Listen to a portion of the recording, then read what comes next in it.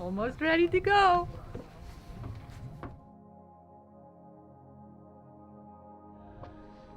So I think we're all set. We're ready to go. We're leaving Portugal and we're going to the Caribbean. We're heading for Martinique. It will be a trip of about 25 to 30 days. I hope 25. But we'll see. It depends all on the weather. So did you take enough food? Do you think you take enough food? I think we took plenty of food. Yes. Yeah, I'm sure. Okay, we have a nice window for the Canaries. Well, we have some, maybe it will be rocky, but it's okay. Start the engines? Yeah, you can start them. Captain, are you ready? Of course we are.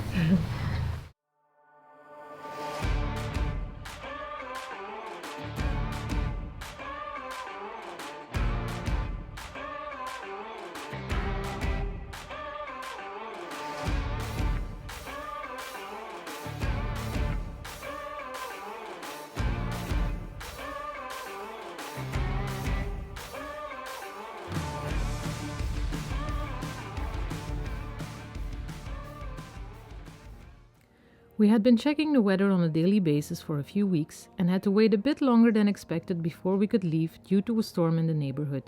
But Sunday, the 21st of February, was the day we left on our big adventure. The plan was to sail to the Caribbean without any stops, so we wouldn't set foot on land for the next 30 days. We hoisted the mainsail, furled out the jib and set course. It was quiet for a while until we approached a grey mass of clouds accompanied by a lot of rain and wind gusts up to 32 knots. Luckily, behind this cloud front the sky slowly opened up and we had some sun and some smoother sailing by the end of our first day.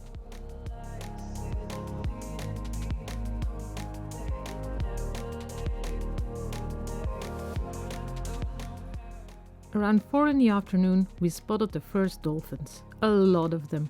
And we also saw a sea turtle.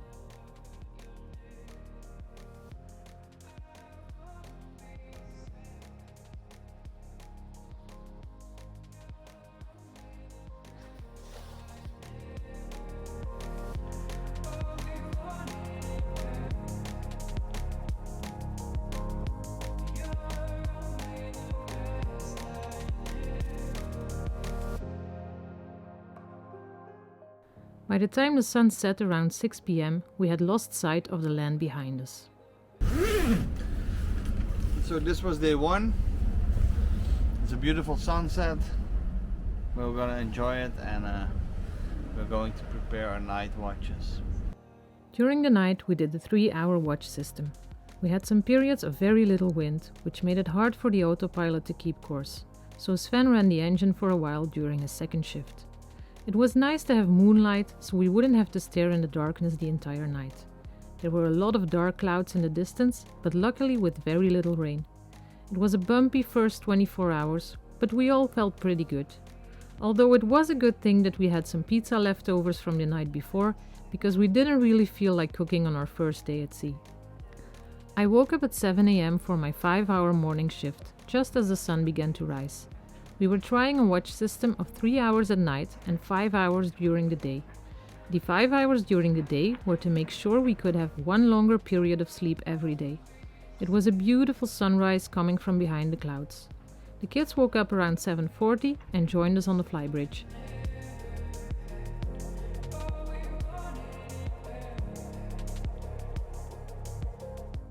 Good morning, everybody. We all look at the sunrise. Let me show you. Wow, it's beautiful. So I'm tired now, that's for sure. It is 7 a.m. 8. Sun's rising. Good morning, guys. We're up early. Yep. So how was your night? It was moving. What was it? It was wobbly. Wobbly, but did you sleep well? Alright. Ready for day 2? Yep. Why not? to get sick. You feel sick, then you have to lay down a bit. It was a pretty boring day. It stayed bumpy and the wind kept pushing us east, so there wasn't a lot of action. All we did was change watches and wait for the wind to shift. But the day was mostly sunny, and in the afternoon we were finally able to change course and sail southwest.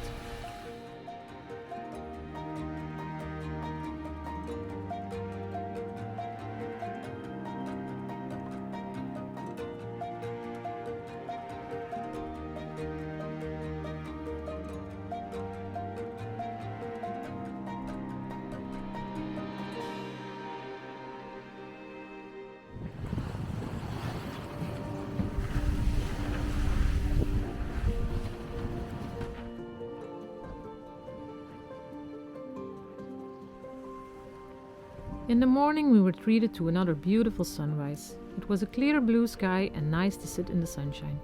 The sea was unfortunately still very choppy, but we were making better progress than the last few days as the wind had picked up.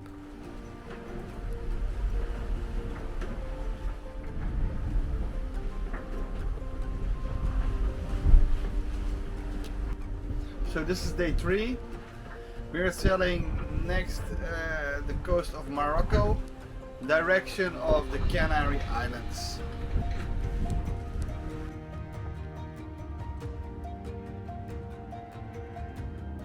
Fish on the deck, that's nice. I'm gonna eat it. We make calamar pizza tonight.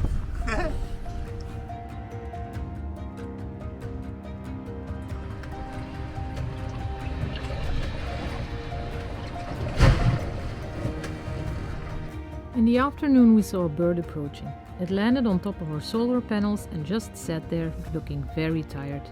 Turns out it was a tame pigeon, so we gave it some water and food before it found a spot on the boat to get some rest. The sky was clear and the water was a lot calmer than the previous days. Our pigeon had stayed the entire night to rest, but after some food and water in the morning it felt strong enough to take off.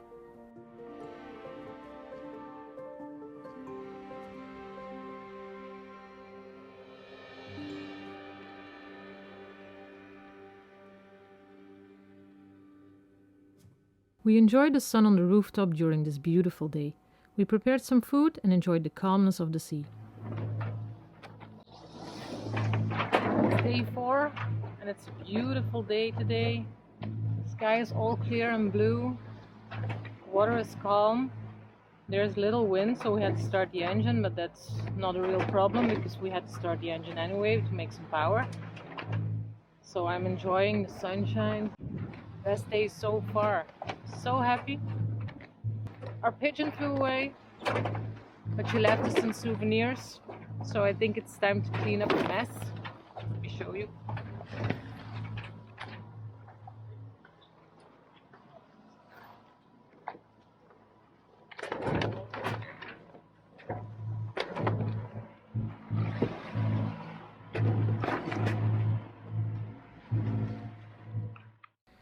The following evening and most of the night remained calm, except for a squall that passed by at 2 a.m.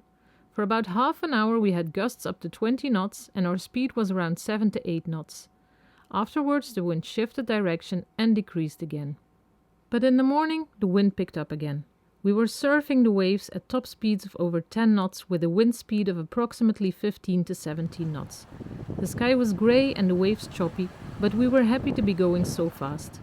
We decided to head a bit more east and go behind the Canary Islands. This would protect us from any depression or big waves on the west side of the islands.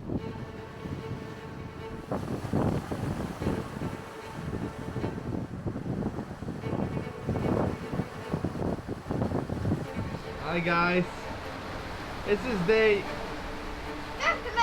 5 or day 6 of the passage. 5? And now we're making great speed. The waves were high and rough today. It was again impossible to prepare any food. Just as I was in the galley, a huge wave made the boat rock and I flew from one end of the galley all the way to the other side, slamming into a kitchen cabinet. The result was another big bruise to add to the collection. This was the roughest day so far. But on the map, the Canary Islands were finally in sight.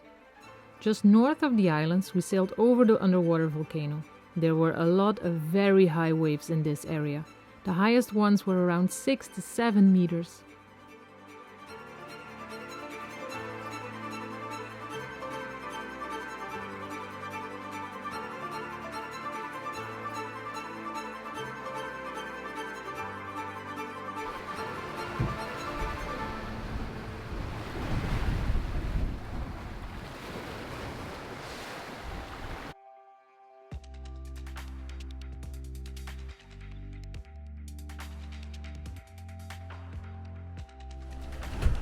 It is day 6 of our passage to Martinique.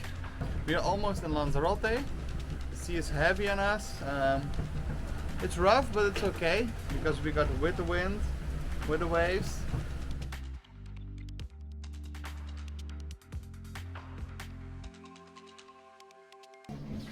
Pam pam pam pam pam pam, all stations, all stations. This is Gomera, Tenerife, Las Palmas, Recife and Fuerteventura radio with urgency message.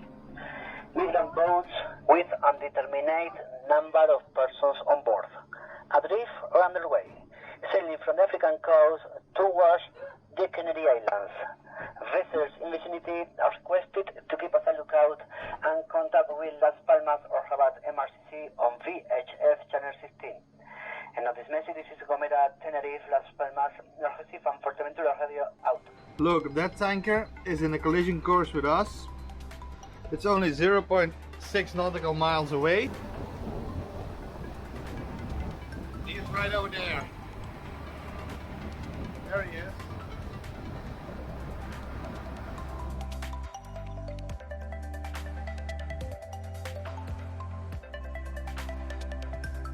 .1 and 20 knots of wind, 21 knots apparent.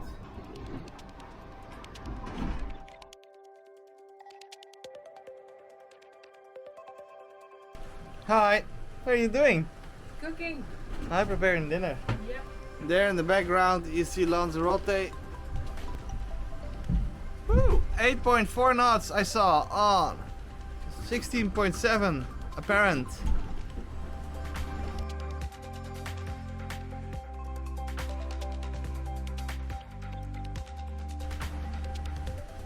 Let me show you how it's like outside.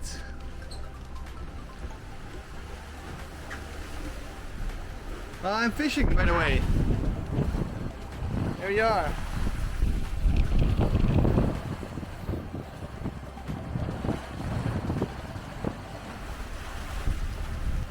Try to get some fish.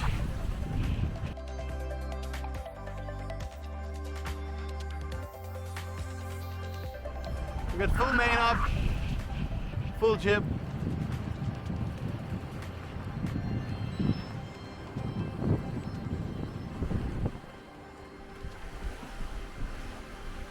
We got our garden.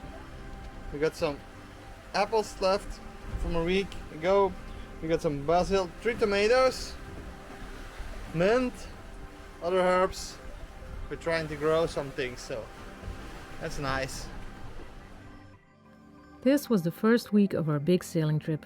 Overall a week with rough sea conditions, but luckily there were also some calmer moments every now and then, so we could catch a breath. We were looking forward to leaving the Canary Islands behind us and sailing more south to warmer weather, and in the direction of the trade winds that were going to take us west, because that's where the real ocean crossing would begin.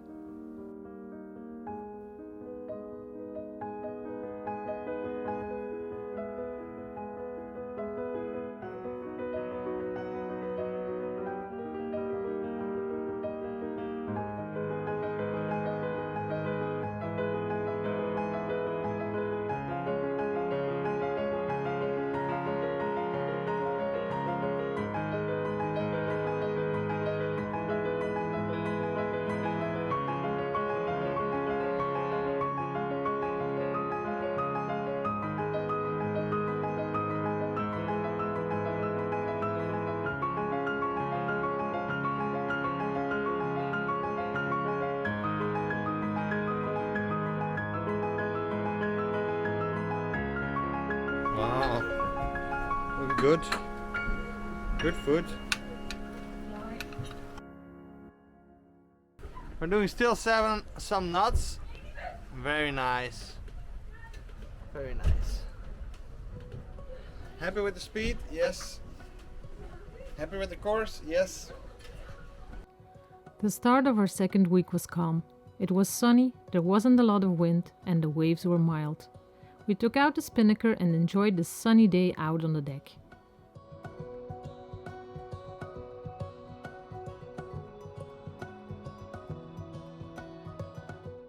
The ocean is a very special place, full of life. I often wondered what was underneath us in this huge water mass. We spotted many seabirds, dolphins, and flying fish, but there are so many other animals out there that we couldn't see. I had read that it's almost impossible to cross an ocean and not come across a whale, so there must have been one nearby at some point, but we didn't manage to spot it. Being surrounded by the endless water for days and days made me feel so small, and it makes one realize how amazing our planet and nature is. Just the fact that we can cross an entire ocean on the power of the wind, how great is that?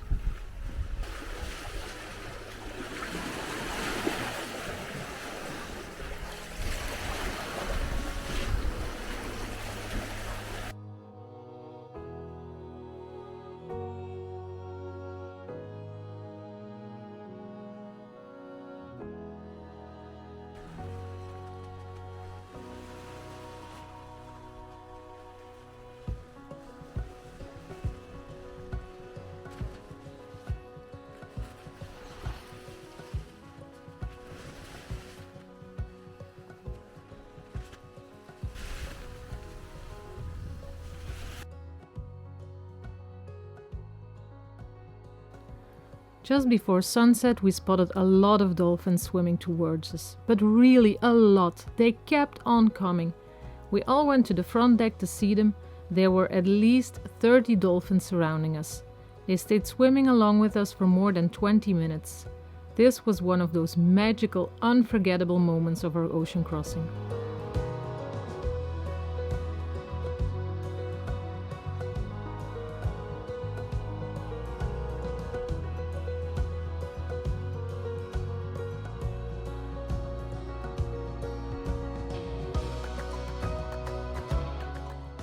Amazing how many dolphins we saw. It's incredible. I never saw a pond that was so big. We were flying the spinnaker, the sun setting. It's amazing. It's a good time. Life's good. Thanks, man. So here is a cargo ship. It has no AIS. I made a waypoint there to see where it is. It was just in front of our course, so it was on course collision. I have then contacted this one, Galatrio, and he also sees the cargo ship that has no AIS. It's called Yellowfin. We spotted the name on the side of the boat. I tried to contact them by VHF and 16. They do not respond, so I don't know what to do, or just leave them alone for now, because we cannot contact Las Palmas for this, because Las Palmas is 72 nautical miles. I don't think we'll reach that. So, but it's very dangerous out here. After a few calm days, the waves became high and choppy again. We couldn't do anything but lay down, and everyone felt sick at some point. In the afternoon, another pigeon landed on our boat. The band around its paw mentioned Gran Canaria. We don't know where it was supposed to fly to, but it seemed like it was lost at sea. We gave it some water and seeds and hoped it would leave the next morning like the previous one did. But this one looked like it had no plans to go yet.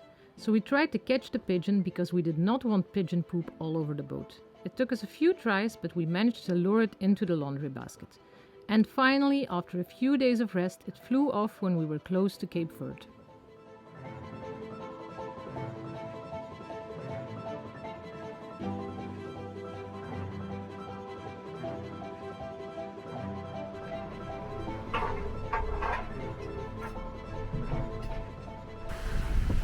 We have winds in the back, it's good sunshine, we have following seas.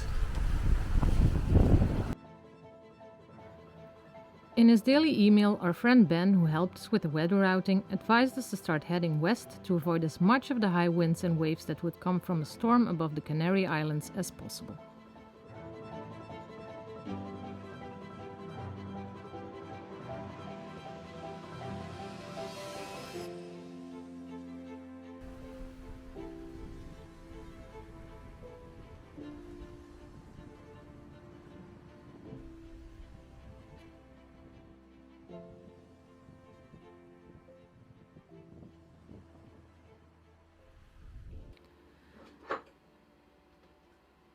It was a rough day with high winds and a choppy sea. One of those days when you feel sick every now and then and you ask yourself, why are we doing this? It was already the second day in a row and the forecast didn't promise any improvements for the next few days. Luckily, the kids were not bothered by the rough conditions. They could sit in the saloon and play with the Lego without feeling sick. The sailing conditions didn't change for a few days. It stayed rough. The only advantage of this situation was that we were making good progress. We sailed at an average speed over ground of 6.5 knots. We couldn't do much during the day because we felt sick most of the time. The kids played with the Lego and we watched movies and tried to get some rest, because the nights were heavy. At night the gusts were high and frequent. It was pitch black most of the time. The gusts up to 32 knots together with the high waves made it hard at night. We had some trouble with our autopilot turning off every now and then in these huge wind gusts, so we had to stay cautious and ready to take the helm whenever the autopilot turned off.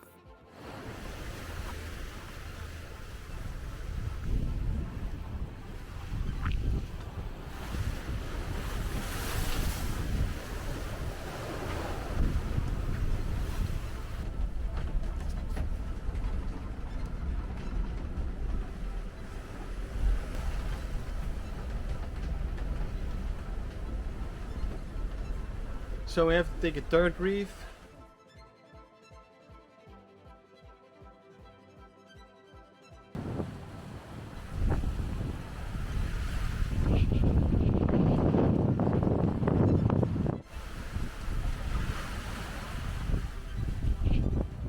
The swell is just huge.